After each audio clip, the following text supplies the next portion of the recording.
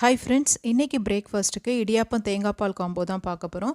அதுக்கு ஒரு பாத்திரத்தில் தண்ணி ஊற்றி தண்ணியை நல்லா கொதிக்க விட்டுக்கலாம். இப்போ இடியாப்ப மாவை நல்லா ஜலிச்சு எடுத்து வச்சுக்கிறேன். நான் இது வீட்டில் அரைச்ச இடியாப்ப மாவுன்றனால நல்லா ஜலிச்சு எடுத்து வச்சுக்கிட்டேன். இது கூடவே கொஞ்சமாக உப்பு சேர்த்து இந்த மாவு கூட கிளறிடலாம். சைட்லேயே தண்ணி நல்லா கொதிச்சு வந்துருச்சு. இப்போ இந்த மாவு கூட கொஞ்சம் கொஞ்சமாக தண்ணியை ஆட் பண்ணிக்கலாம். தண்ணி ரொம்ப சூடாக இருக்கிறதுனால நான் கைவிட்டு கிளறாமல் இந்த மாதிரி ஒரு துடுப்பில் கிளறி விட்டுக்கிட்டேன். இன்றைக்கி இடியாப்பம் பிழியறதுக்கு நான் இட்லி சட்டி தான் எடுத்து வச்சுருக்கிறேன். ஸோ சைட்லேயே பார்த்திங்கன்னா அதையும் கேஸ் ஆன் பண்ணி வச்சுட்டேன். இப்போ தண்ணி சூடு கொஞ்சம் கம்மியான உடனே நான் கை விட்டு கொஞ்சம் கொஞ்சமாக தண்ணியை ஆட் பண்ணி ஸோ இந்த அளவு மாவு பதம் வரணும். இப்போ அடுத்தது இடியாப்பம் பிழியறதுக்கு இடியாப்பம் குழல் எடுத்திருக்கேன்.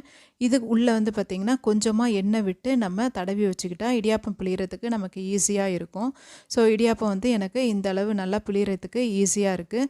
ஸோ எந்த அளவு நம்ம தண்ணி சூடாக கொதிக்க விட்டு நம்ம மாவு கூட கிளறோமோ அந்த அளவு நமக்கு பிழியறதுக்கும் ஈஸியாக இருக்கும்.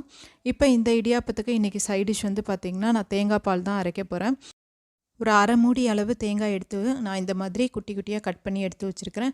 ஸோ இல்லை நம்ம தேங்காய் துருவி கூட ஆட் பண்ணலாம், ஈஸியாக இருக்கும். எனக்கு இந்த மாதிரி அரைச்சி பழகிட்டனால ஸோ இந்த மாதிரி குட்டி குட்டியாக அரைச்சி கட் பண்ணி நான் ஃபில்ட்ரு பண்ணிக்கிட்டேன். தேங்காய் பார்த்திங்கன்னா இன்றைக்கி ஃபஸ்ட்டு ஒரு தடவை ஃபில்ட்ரு பண்ணிக்கிட்டு அதுக்கப்புறம் ரொம்ப திக்காக இல்லாமல் ரொம்பவும் தண்ணியாக இல்லாமல் மீடியமான பதத்துக்கு தேங்காய் பாலை நான் இப்போ அரைச்சி எடுத்து வச்சுக்கிட்டேன். இப்போ இது கூடவே பார்த்திங்கன்னா நான் இன்றைக்கி ஒயிட் சுகர் ஆட் பண்ணியிருக்கேன். இது கூடவே கொஞ்சமாக சால்ட்டும் ஆட் பண்ணிக்கிட்டேன். ஸோ நம்ம தேவைன்னா நாட்டு சக்கரை கூட இதில் ஆட் பண்ணிக்கலாம். நான் இன்றைக்கி ஒயிட் சுகர் தான் ஆட் பண்ணியிருக்கேன். ஸோ இடியாப்பம் ரெடி ஆயிடுச்சுங்க. பாருங்கள் எந்த அளவு சாஃப்டாக வந்திருக்குன்ட்டு. ஸோ இந்த ரெசிபி உங்களுக்கு பிடிச்சிருந்ததுன்னா லைக் பண்ணுங்கள், ஷேர் பண்ணுங்கள், சப்ஸ்கிரைப் பண்ணுங்கள். பாய்.